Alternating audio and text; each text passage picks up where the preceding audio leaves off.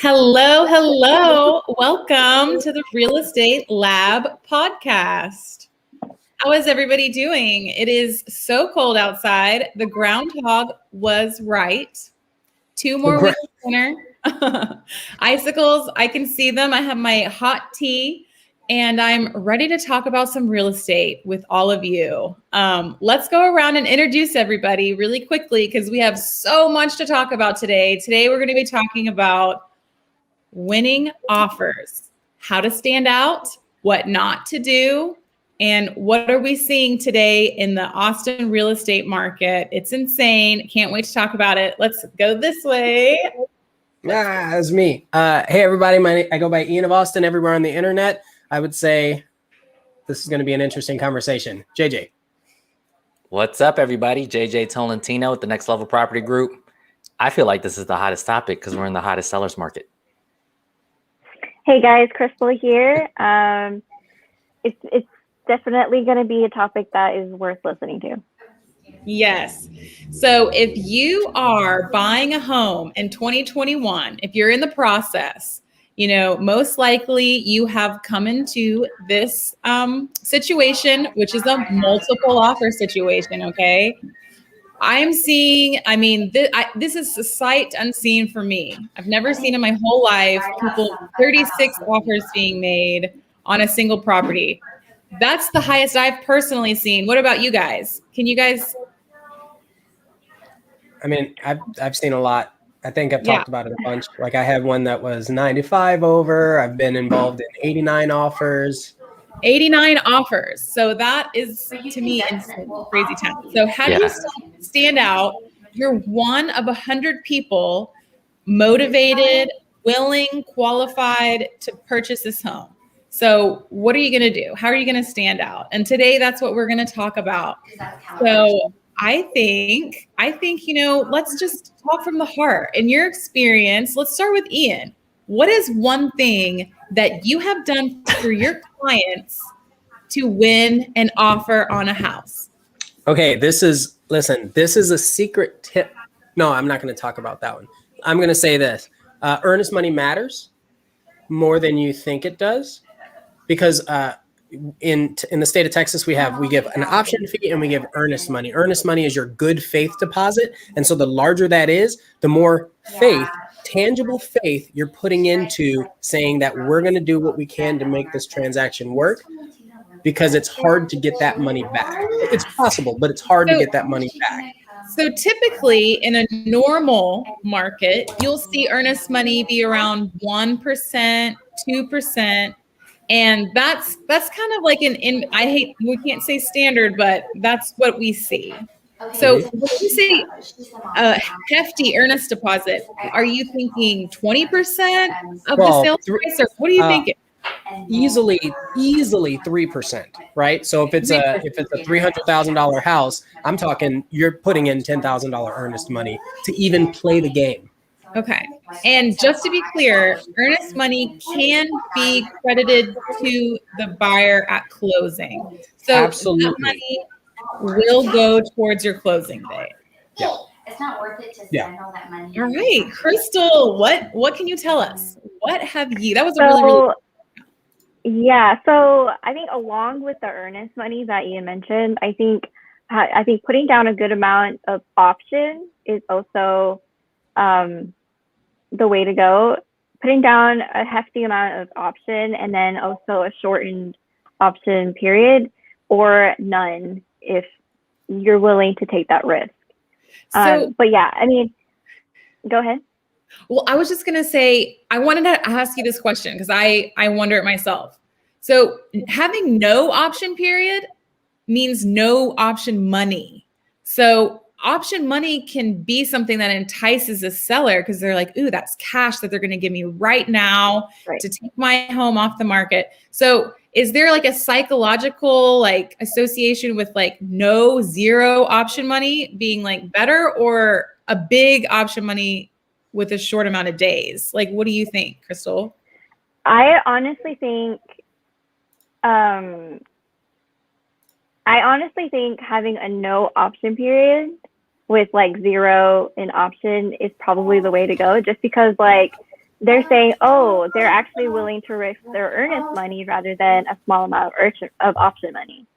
So, if I were in the seller side, I'd be like, oh, okay, they're very serious. They're risking their earnest money of $10,000 rather than just, maybe $1,000 an option for like a short period.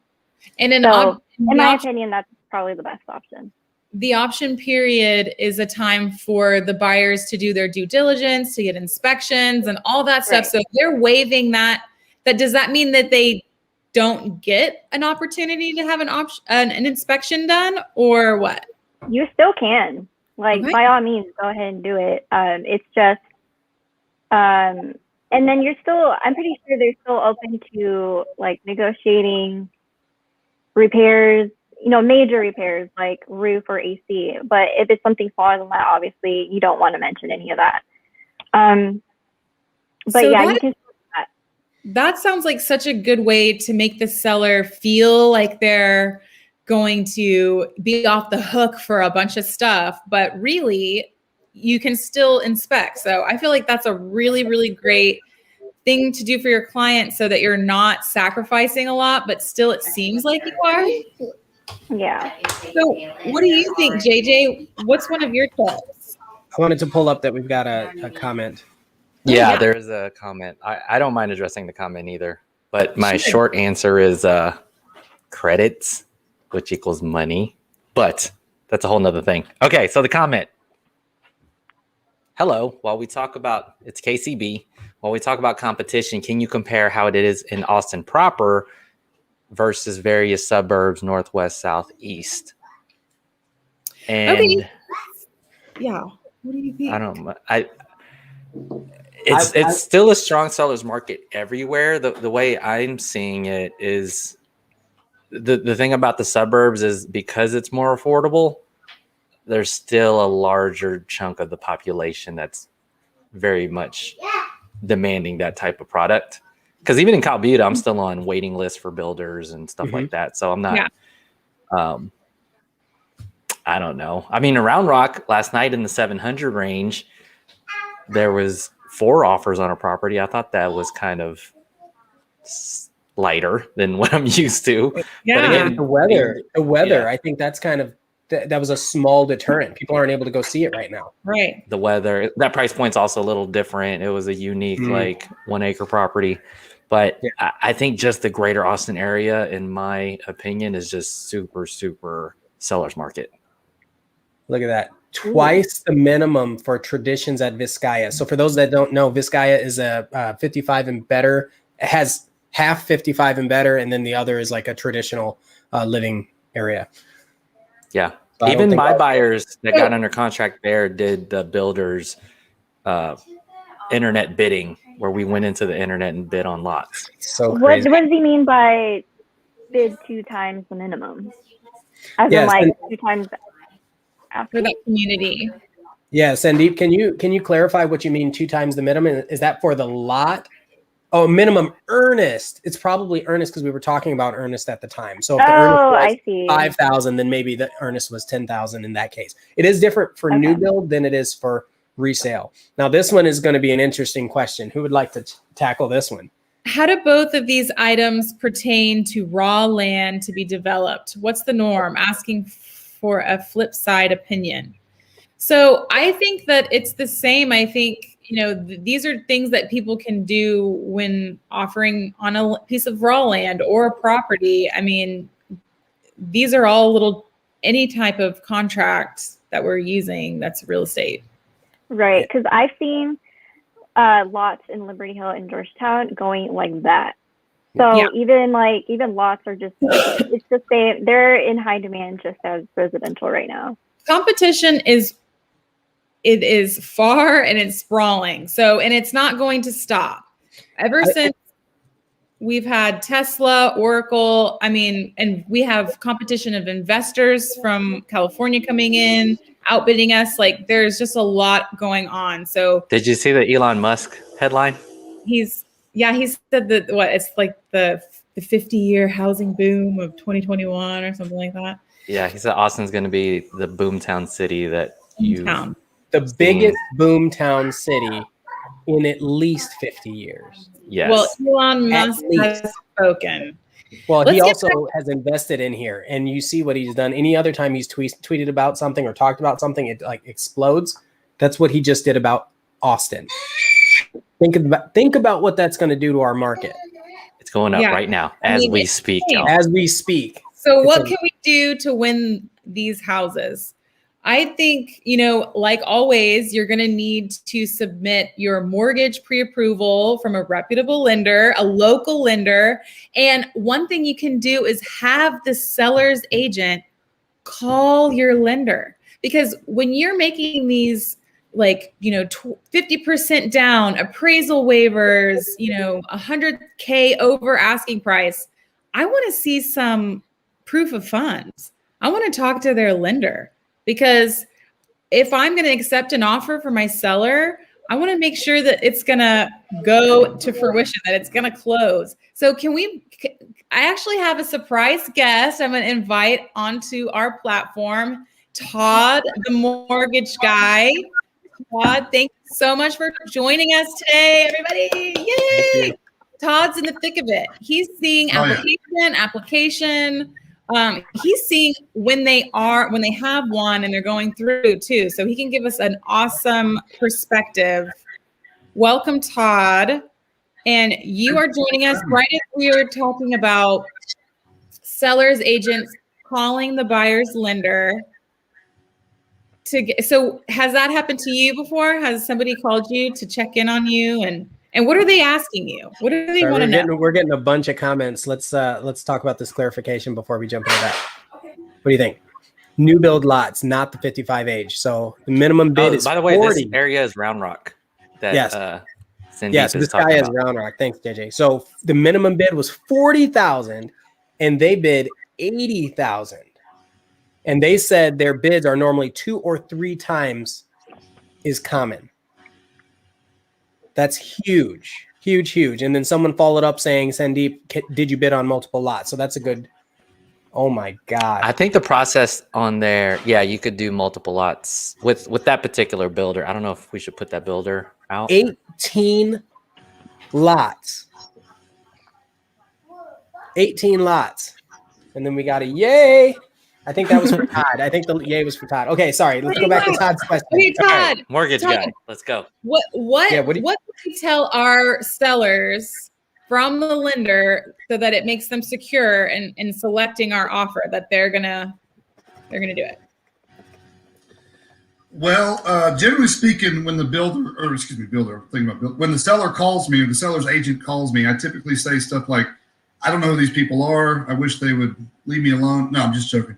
What I typically do when we're in this situation is I want to evaluate the buyer's credit package as closely as possible. So we get the documents up front. We make sure they have the cash to close. We make sure they have the income to cover the debt to income ratio.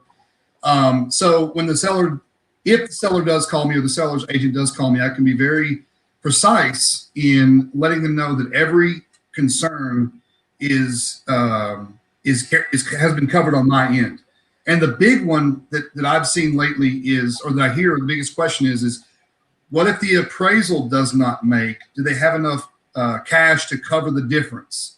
Because everyone that's buying in Austin, you all know this, they're going for way over asking price, and some of the appraisals have not caught up yet. So if the appraisal comes in really low, is the buyer prepared to make up the difference? And the answer it better be yes. Do you recommend submitting proof of funds, a PDF of the buyer's qualifications with the offer package? I would suggest talking to your buyer about that because you could have personal information on there that when someone calls me with questions like that, I'm not going to be too specific in saying how much they have or anything like that. I'm just going to say they have it to cover you, and you can trust me. And generally speaking, that does enough on my end.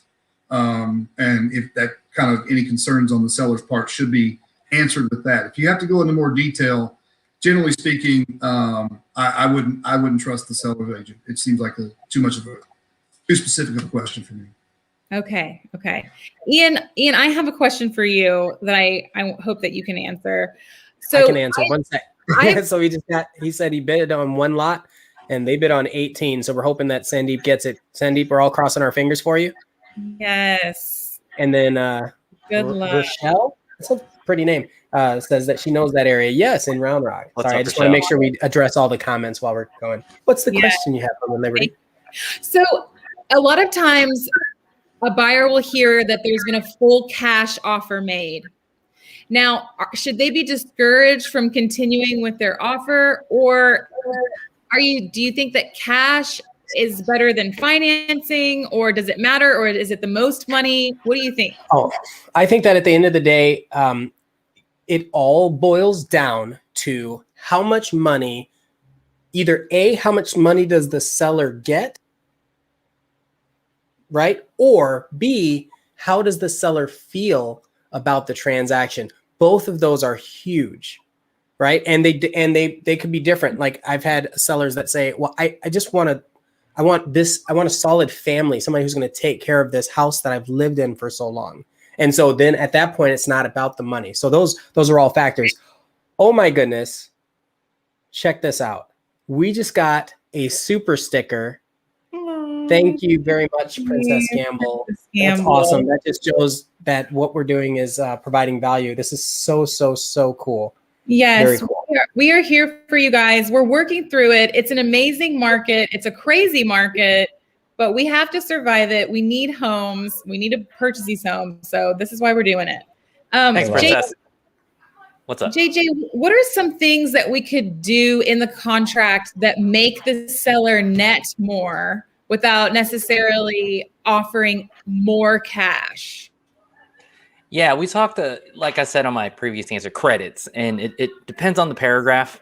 For example, a home warranty, a simple paragraph that can request on the seller's behalf to pay for a home warranty. Obviously, when it's a seller's market, you as the buyer want to take that on. So simple enough. And just a lot of this too, we could talk about it, but when you call us to walk you through an actual contract, there's many paragraphs similar to this. So yeah, you shouldn't be asking for a home warranty. Like, let it go. Get it on your own. Not in this market. Easy tip there. I want to bring this back up to answer this question. We're selling in Georgetown, but won't sell until we get a contract with a builder, right? So until they're actually under contract with the new build. Can someone, Todd, what do you think of that? Crystal, what do you think of that? And that's a whole Waiting nother until you podcast. get a contract with the builder. Well, I think Todd are you muted? I think Todd's trying to speak or he's muted. Yeah, I just unmuted myself. Gotta love technology. I think the concern there from my end would be how quickly you're going to occupy the property, because if you're going to list your house and you're with a builder, the time frame of moving into the next property needs to be appropriate, especially given what the seller's expectations or the buyer of the new property's expectations would be. What comes to my mind is a lease back. You need to, that's another thing that you can put in your contract. Offer some time to the seller so that they can get into another home, so that they have the time to get under contract with a new build. I mean, you have to be creative. You have to make sure that your seller is satisfied and they have because that's the only way you're going to win in this market. My question is, how many of you have seen a conversation with a builder and they ask the buyer, do you have another home to sell? Yeah, that's fairly common. Right? They actually keep question. Keep a lot of tabs on that. That's true. I think right now it's a seller's market. You could ask, like Liberty said, you could ask to have 6 months lease back. So you're just renting it from those same people. But Wait. Anything over 90 days. Sorry. Promulgated forms. Thank you. You could ask for 59 days, and then you could do a separate limit that Todd doesn't want to hear about. You can make it work if you're creative, is all I'm saying. That's right. That is right. This is a good point, too. It can have a lot of problems, but so can having a tenant at all. but it is very true. Anything that complicates the contract, that adds variability to the contract, is an opportunity for a problem. Just like a car, the more moving parts, the more problems. That's it. That's the reality of life. But for those of y'all that are listening and didn't read it, Rochelle's saying sometimes leasebacks could be problematic because you're dealing with people and property. They're more common than you might think, especially now when people need those funds to move to their next home. Todd, how many leasebacks have you been seeing? I don't look at leasebacks. We don't talk about that. You just don't talk about it. The buyer has to intend on a loan. In my case, the buyer has to intend to occupy the property within 60 days. Yes. I also want to mention one thing that you were talking about earlier with the increasing the seller's income from the sale of the property. Lender's title policy, that's huge. That's like almost 1% of the purchase price in many cases. So in Austin and everywhere else I've done business with in Texas, that the seller covered the lender's title policy on almost 100% of transactions until this past year. And now it is never being paid by the seller. The seller is not paying the lender's title policy, and that way the seller's getting that 1% increase in their profit. That is a great point, Todd. Another thing to just kind of creatively help the sellers net more at closing. Has anyone Another thing. Yeah, go for Sorry, it. I wanted to throw something out there and also throw out a question to Todd. So another thing that I've seen is that sellers are wanting a shorter closing date or period. So like they want to close like within 2 to 3 weeks. So question to you, Todd, how short of a closing date are you seeing? Well, that's a good question. So the one thing that's holding up closings in my experience thus far is the appraisal. Appraisers are taking 2 to 3 weeks in most cases to get the job done, just because there are a shortage of appraisers in Texas and probably the whole United States. It's a very hard job to get into. It's a lot of barriers to entry to that employment. But one thing that when you're working with a buyer who's going to put a large down payment down is potential for an actual appraisal waiver from the lender. And what that means is if the buyer has good qualifications and they're putting a large chunk of change down, there is a high probability that the appraisal will be waived entirely. And that means that will not hold the process up, which means you can close within 2 weeks or so. Oh, wow. Yeah. So highly qualified borrowers that are putting 25, 30% down, generally speaking, you're going to see no appraisal needed. And you can check all the boxes you want in the contract. There would be no, and that's figured out, that's determined prior to you as a seller's agent making the offer. Because I, as the lender, would run the information through the system to see if we qualify for that. Right. Well, that's very good to know. Thank you, Todd. We have another question, Miss Dill Pickle. She wants to know what kind of financing is the general buyer using? And are there more jumbos due to the increase in prices? Is that for me? Yes. Yeah. Jumbo's out the wazoo. Austin, median house price went up like $300,000 this past year. It's crazy. And what I'm seeing, there are two options when you go. The current conventional loan limit in Austin is around $548,250. So $548,250 is the conventional loan limit. Anything above that, you got two options. Option A is what you guys are talking about, which is a jumbo loan. The interest rate's slightly higher, and you have to put more money down. Generally speaking, it's hard to get into a jumbo with less than 20% down, but it's possible. Just if you're going to get a higher interest rate. The second option, which I recommend for buyers who are going into a loan amount around $650,000 to $700,000, is a first and second lien. So a first and second lien gives them the opportunity to put less money down, and they have two loans going. The first lien is going to be at a really low interest rate, 2.75, somewhere in that area. The second lien is a much higher interest rate, and it's amortized for only 15 years, but it gives the buyer two options to consider when they're going in, and they can also put less money down, which helps in the situation where they're offering more than asking and they're concerned the appraisal could come in low. They can keep some of that extra cash and only put 10% down and get away with with the first and second lien option. So let me just clarify what you said. The second option lets them put 10% down. You can do 5%. Oh, but it's 5% for the first lien, 5% for the second lien. Yeah, no, it's the general. It's an 80-15-5 is the minimum. So 80% for the first lien, 15% for the second lien, and then 5% down. That's the minimum on it. Got it. Okay. Cool. Well, guys, we have about 5 more minutes. I just want to touch on that. We could seriously talk about this for hours because there's so much to this. This is so complicated. So we might have to do a part 2. But before we leave, I just wanted to touch on, you had chosen your realtor to represent you in the marketplace.